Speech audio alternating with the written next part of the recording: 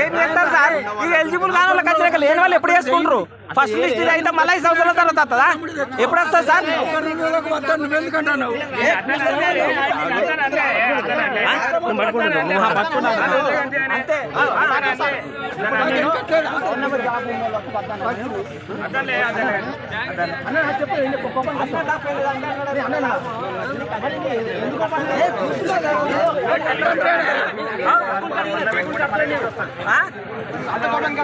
నీ కడుపుని పేరు రాలే మరి ఏం చేయాలి దానికి చెప్పు సార్. మేము మా తరఫున రాసిస్తాం, లెటర్ రాసిస్తే దాకా వెయిట్ చేయండి, కూర్చోండి.